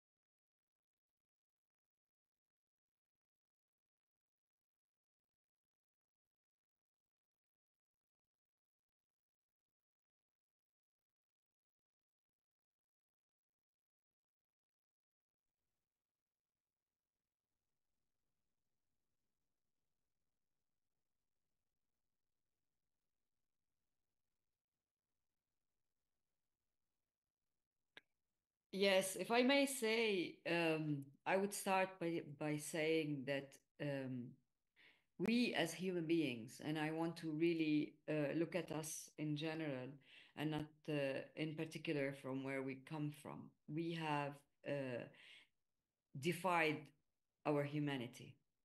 We have lost our humanity in this in this course of the war, and it is good to stop and think what went wrong.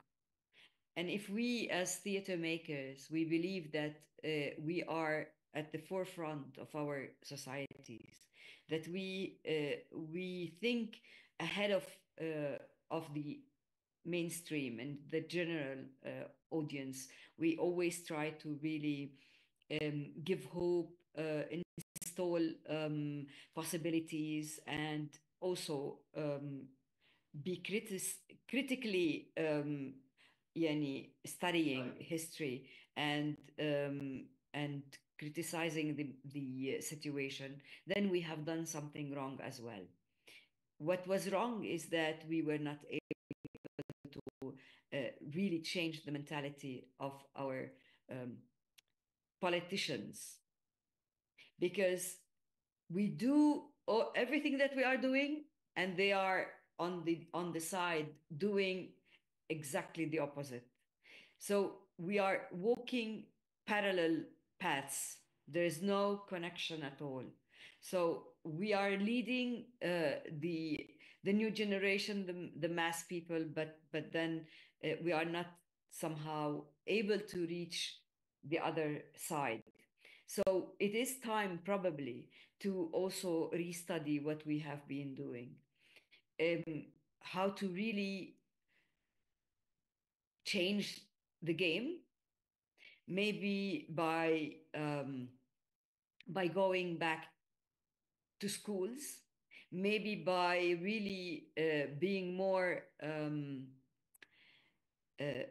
blunt, maybe by being more spread it out, as well as going into the mainstream system in order to change it. So this is exactly what we are trying at the moment to do, is to take the theater to the mainstream and not to wait for the mainstream to follow us.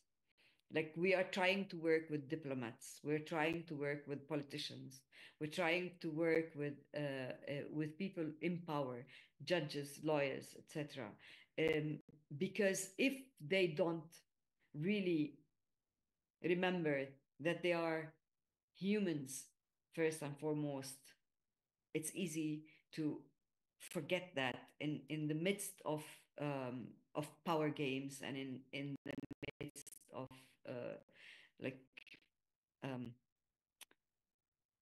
all the political let's say or the political monopoly that they have to follow internationally. So so this is what we are trying at the moment to look at, and to be able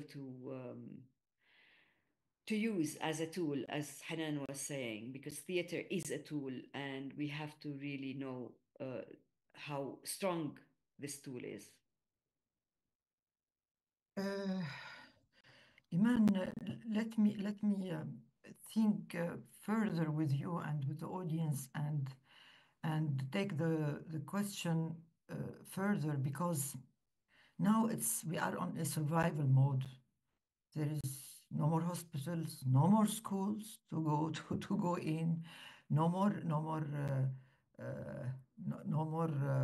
infrastructure, no more nothing. There is tents who are burning, and people who are dying, and immigrants who are like a rat in a labyrinth, going from one part to another, being chased and being bombed. And so when a population is on survival mode, what theater can do?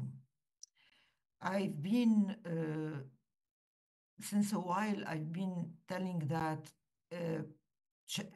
theater has no mission to change the world. Theater is a journey in the land of questions. And the more we stimulate through our work the minds, the souls, the emotions, and as you said, Iman, the critical thinking of our critical thinking, and the critical thinking of the audience, the more we feel that we could do something efficient in theater. And let me tell you that since 2019, since the revolution happened in Lebanon, and then the COVID, and then the explosion of the port of Beirut, and then Gaza's war, and then Beirut war, and now Syria war, there are billions of immigrants who are not only flooding in Europe, but in Lebanon, this little country. Now Lebanon has more than 2 million, and they have immigrants. And the population, the Lebanese population during the last war immigrated from the south, the suburbs of Beirut, to the Bekaa, and then the Bekaa is bombarded, going back to the north, from the north, like the movement in Gaza. So we are on survival mode. And since 2019, we've been thinking about what could we do through theater. What we did in the revolution is that all the city became a theater of 360 degrees. So everywhere in the city, there have been improvised places, open spaces, stairs in the city, everywhere, little performances, or kind of artivism performances, discussions, etc. So theater was mingled with so many things: talks, discussions, demonstrations. So we've been doing live performances, improvised performances within our political requests and demonstration. And we've been beaten. We took a lot of gas. We lost our conscience many times. So we are on survival mode. And during the COVID, which was like a gift given by heaven to our politicians, because if it wasn't COVID, the revolution wouldn't have stopped in Lebanon. So despite the COVID, we went through streets with our, as you saw in the films, with masks, and we improvised ways to continue to talk the public spaces. We reclaimed through theater the public spaces, despite the COVID, despite the political oppression, etc., etc. After when the explosion of August 2020 happened in Beirut, it was the biggest non-nuclear explosion in the 21st century. So يعني in the century, modern history, I want to say. So it was really half of the city was destroyed, and the other half was there were a lot of people dead and injured, etc. So we found ourselves in the streets, trying to heal the wounds, and till now we are automatically, especially during the war, we are automatically taking care of food, of you know, the first priorities for people to live, to survive. So we want to share with you these questions. So how we could re-manipulate this tool and to diversify our mingling, the mingling mission of theater within the public space, within the citizens. Because for me, theater, I've been always telling that it's an agora, which is a live meeting from the art, one part, the artist and the audience. And there is this connection, this authentic connection between the two, with a very critical stimulation and with beauty and emotion, which could raise really good results, good actions, and extraordinary emotion. And also, before I forget, I would like to know what's happening in Serbia and why the people are on the streets also. So maybe we can think together about everything.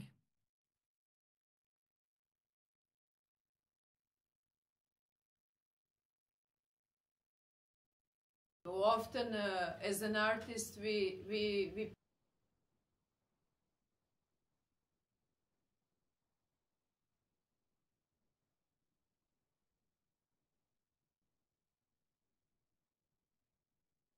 with our tool, the final decision, sense of need, what is now needed, and of course we have a different possibility. No, yes, I just want to answer to your question, Hanan. It is, of course, it's a bit of the long story, but we have a terrible situation, having basically kind of dictatorship with a very right-oriented government, and the lots of corruption, lots of tragedies happening. Finally, the trigger was a tragedy that happened a month ago, when the part of the railway station fell down and killed 15 people instantly, and 2 are still fighting for their life. It is the result of the years of corruption and mismanagement of the country and selling out the country to the corporations and so on.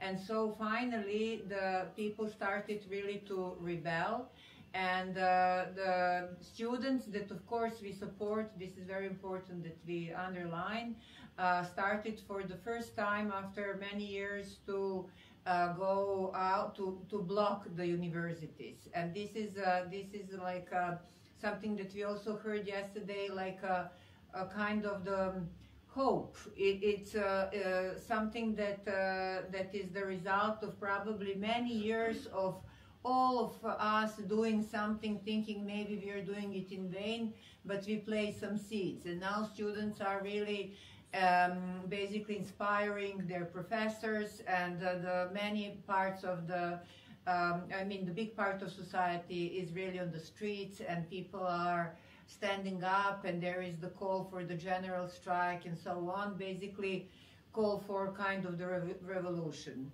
But it's very tense. Of course, the government is hitting hard back, and we don't know what would happen. So it's very tense. It could be very violent. Students need all support. People, our citizens, are bringing them because they are literally sleeping and living at the university. 40. So this is 40 faculties, Today. yes, today. So it's and someone is adding that the elementary schools and high schools are also joining, which is incredible, which is not heard of. So, I mean, it's an incredible time. Yeah, and actually, we are really witnessing that whole society is putting the trust in the young, which we even could not imagine some time ago. But this is really giving hope also and strength. Really, I didn't hear very well the last sentence. Yeah, could you repeat the last? Many people put hope where? In the young giving us also hope, but all society is putting the trust in the young people. Yes.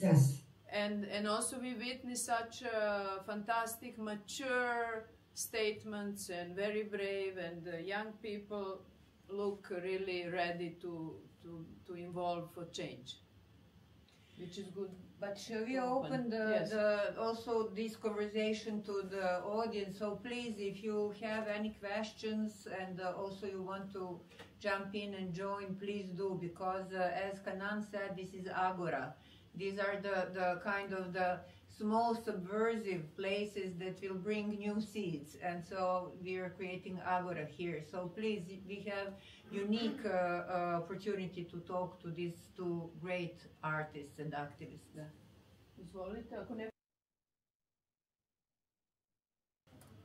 I have a question for you. Hello, thank you for being with us. Have you had any personal persecutions since you are doing a very contradictory work? I mean, controversial, I'm sorry. How are you still alive? جاب إيمان برجع بشوفان يلا. Yeah. It's a good question, but I cannot really answer it because I don't know. That doesn't mean, first of all, what we are doing is we're trying to raise the human side of our cause. We're trying to give a platform for the people. We are, we're really trying to help more than that. We are trying to, I don't know, really, I don't know, but بدك أنا جاوب ترجع بتجاوب. جاوبي لأنه يعني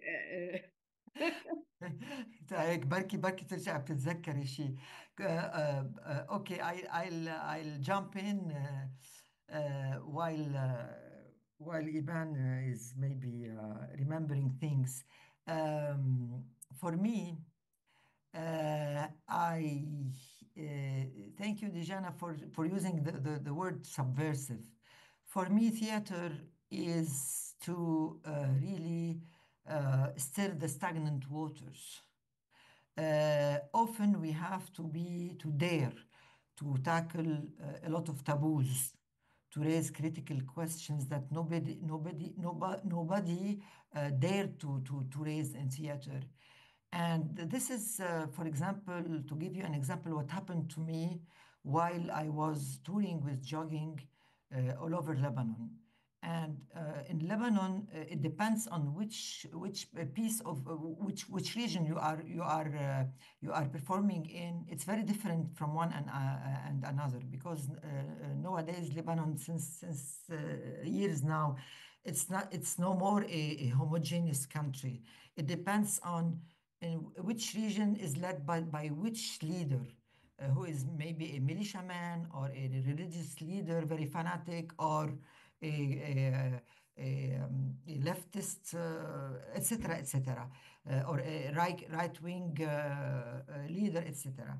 So depending on where I was performing, it was sometimes very, very dangerous.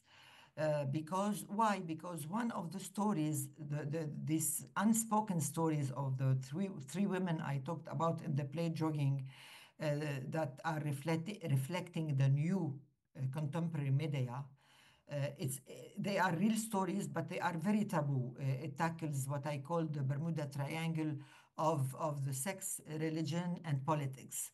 And we are forbidden to talk about this. And I don't know if you know that in Lebanon we are forbidden to present a play without going to what we call the censorship department in the Ministry of Interior, and to pay them money, a kind of fees, in order to give us a visa censorship. And usually they are a bunch of ignorant. They don't know about culture, theater, etc. And when they read a text like the text of Jogging, which dares to tackle such critical question, you don't ever have this visa. And if you perform without this visa, they can jail you, they can put you in jail, they can oblige you to pay at least $10,000, and they close forever the theater in which you are performing. That's why in the beginning, in 2017, when I wanted to give my play, there is no theater in Lebanon, in Beirut, that accepted to receive me. They were afraid. So I began to perform in alternative spaces, in, for example, visual arts galleries, on stairs in the city, on camps, etc., etc. And one day, when I was performing in university, in the suburbs of Lebanon, where there is some radical Islamist ideologists prevailing there, usually, always, when I perform, after the performing, right away, I open the discussion to the audience. Sometimes they continue to discuss for half an hour, 1 hour, sometimes for 2 hours, and it's up to the audience. And while I was in the middle of this discussion, there is a man, this is on an academic campus, who stood up and who told me, "How dare you talk about the martyr like you did?" I said, "What I did?" He told me, you did a blasphemy. You tackled a sacred issue." I said, "I didn't make a discourse. I'm not I'm not presenting myself to the election. I don't want to be neither a deputy nor a minister. What I told is a real story of this Zahra who lost her 3 children in wars. And if you don't believe me, I can take you with your hands and let you know this women." He told me, "I don't want to hear anything from you. Who will prevent somebody like me to take his gun?" He had a gun, and he raised his gun, and to shoot at you. And you know, in academic campus, you are forbidden by principle to have a gun. So he had a gun, and he dared to threaten me with the gun. Of course, people right around him right away gathered around him, etc. And he didn't shoot. Why? Not because he was a coward. I think because that within himself he knew very well that what I talked about was true, and he was touched by the level. It was by the comments of all the audience. It was a very, very, very strong performance, and raising a lot of very boiling emotions. And he knew that the story I told in this play was a very special story, that he knows about it somehow, but in this community, no, because of the brainwashing, nobody dared to raise about such. So he didn't shoot, and they took him away, and so yes, I was threatened, and many times we had to confront censorship. Some of our texts in other places were cut.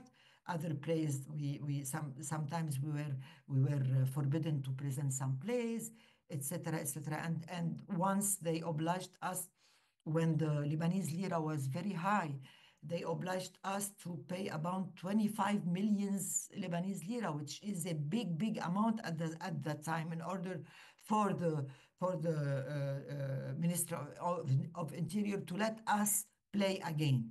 So just to answer your question about and how we are still living, it's maybe by chance. I don't know. It's not our time to die. Since we are still living, we will continue to stir the stagnant waters. That's for your answer. You two are great revolutionaries, and thank you for bravery and sharing your heart. Thank you. But this is exactly. I mean, I want to restart from the last sentence that Hanan was saying.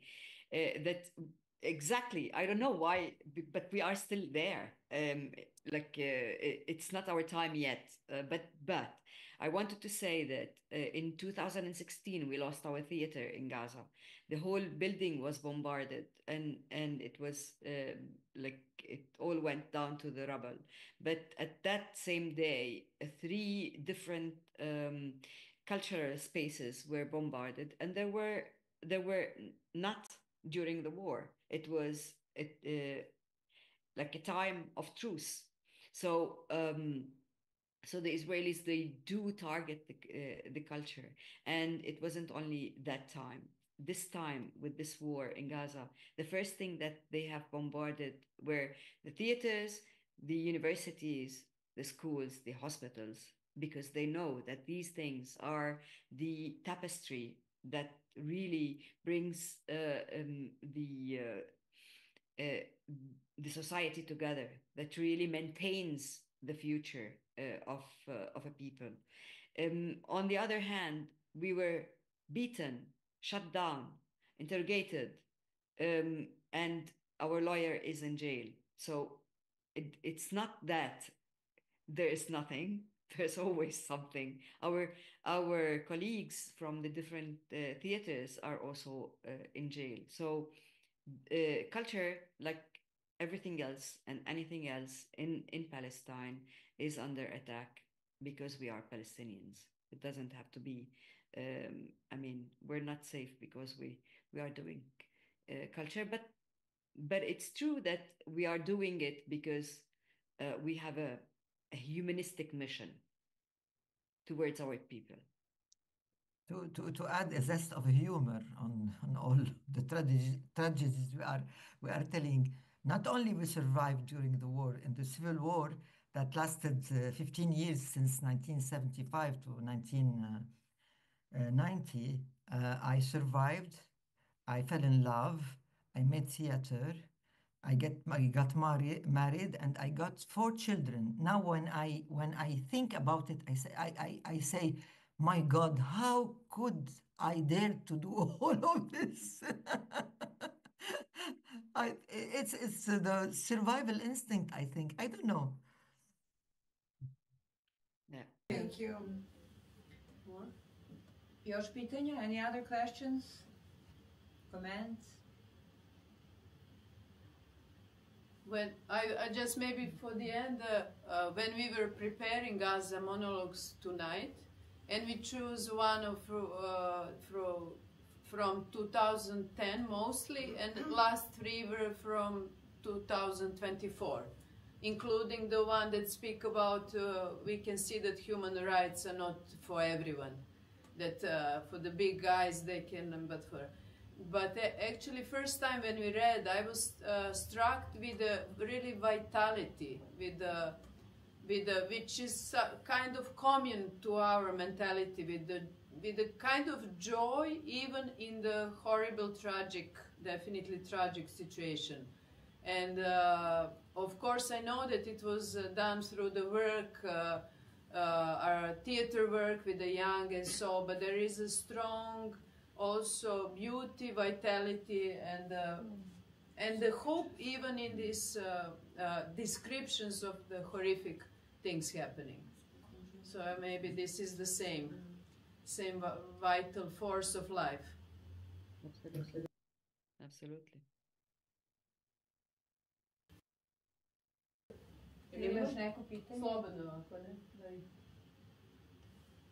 Okay. The audience is very silent. I think we're all happy you're still alive and still doing what you're doing. Anyway, yeah, there's somebody. I just wanted to say that one of the writers of the Gaza monologues, Ihab, he had a child during the war, and I was so happy for him, but I was so worried, and I kept asking him, like, aren't you afraid to make a baby during the war?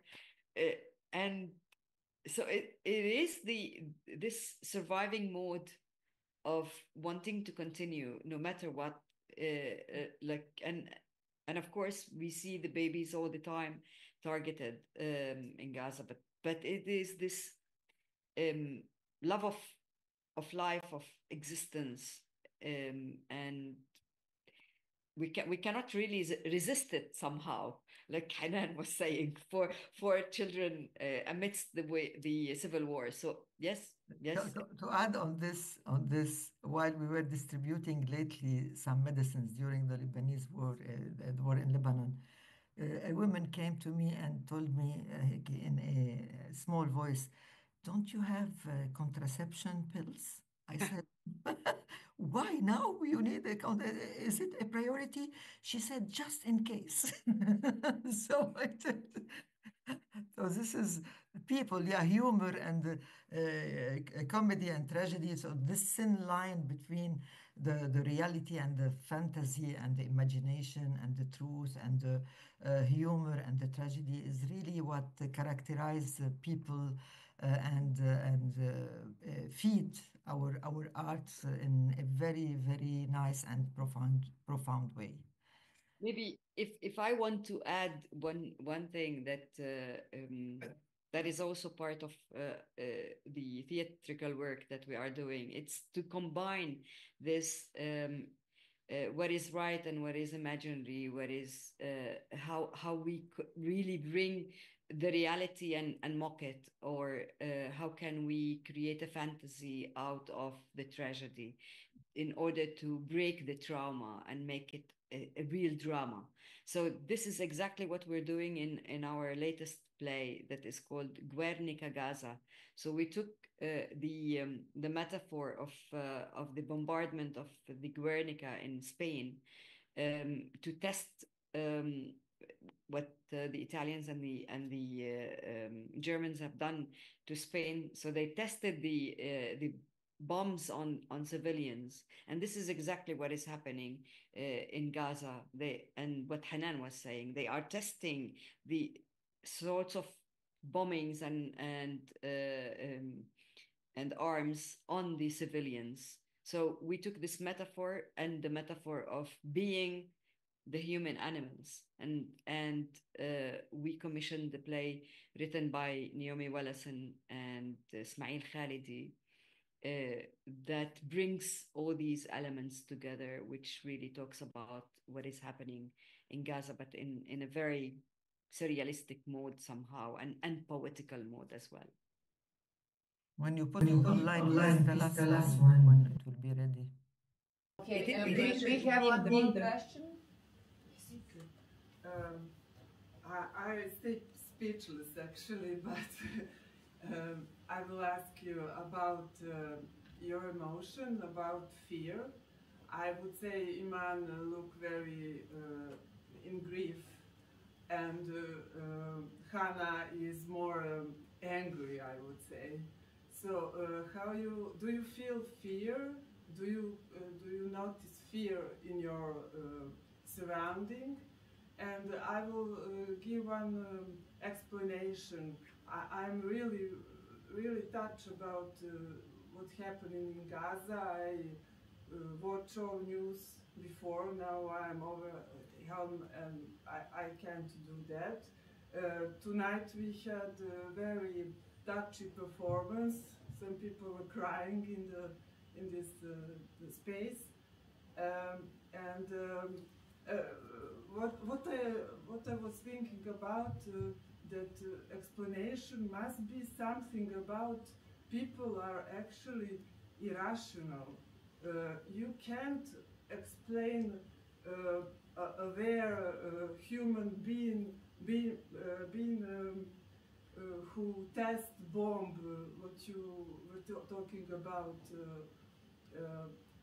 before, or just I don't know, do all these things. I heard about some caves, camps with parachutes that fall on the city of Gaza, and children fight for those thinking it was food, and it wasn't food, it was bombs. And I mean, rationally, human beings can't do that, so must be we are irrational. Okay, that's it. Yes, we are. That's why I was saying that we have lost our humanity. It's like we became all, like, I mean, yeah. We became the animals that they've been talking about. Not we, but they had become the animals. They became really beasts, because even the animals, they don't kill for the joy of killing. The animal would kill to eat, to survive. The animal kingdom is more human than us, unfortunately. سألت عن الخوف. I didn't understand very well the question. She asked about fear. If we yeah, of course, yeah, of course, people are afraid. Of course, we often are afraid when you are when you spend the whole night waiting if your building will be bombarded or not, if you'll be killed or not. Of course, in the last war in Gaza, of course, the people are afraid every moment. Fear, everywhere, every moment. And we cannot pretend that we don't fear anything. On the contrary, the more they are experienced chemical and extravagant weapons, unbelievable weapons, the more it's the human nature. We are afraid, of course, we are afraid. But in the middle of our fear, sometimes we burst in laughs for small jokes, or just to we are in groups online, and we spend now when I leave you, I will stay online connected to many WhatsApp groups and online groups, and we have the need to feel together. Even people who are far away in the States, some of our friends are all over the world, but a lot of people from Palestine and from Lebanon talk together and joke together and fear together, and they always we need this to really feel this connection together in order to ease the life and in order to be able to continue. So not only fear, but also the anger and frustration.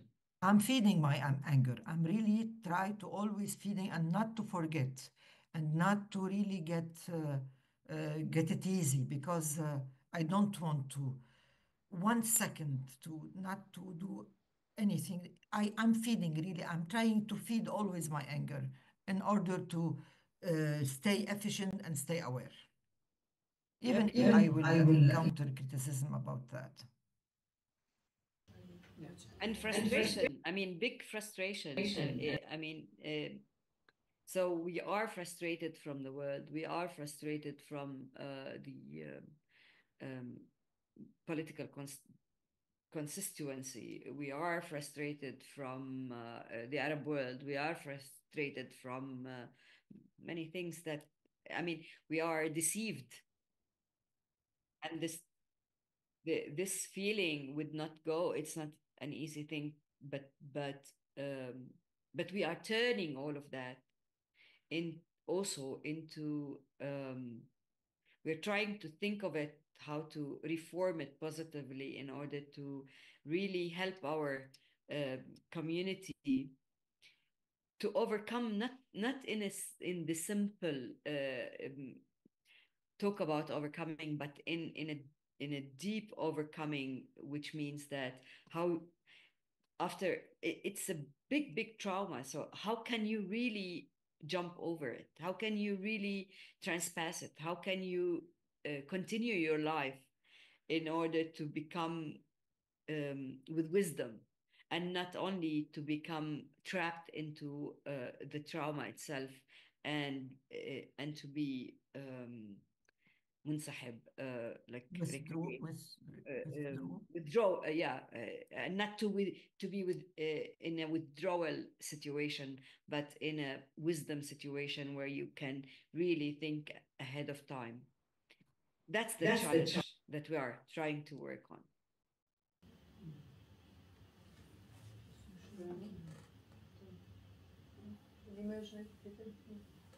At the end, I want to thank you because you gave us such a huge wings to continue with our lives, to do art and to believe in each connection that we make day to day.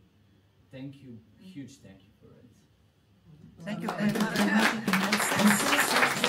About the situation in Syria, stay connected and tell us more. Send us from time to time, because in the media, you know, unless there is a genocide about at least 1,000 people dead, they don't talk about what's happening in the world. So please stay connected, and thank you very much. Thank you so much. And yes,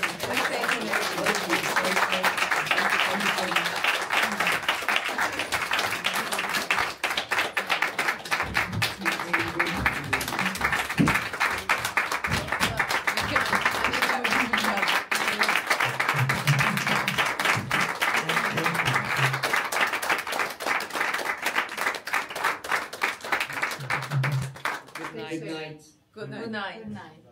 Thank you. Bye. Bye.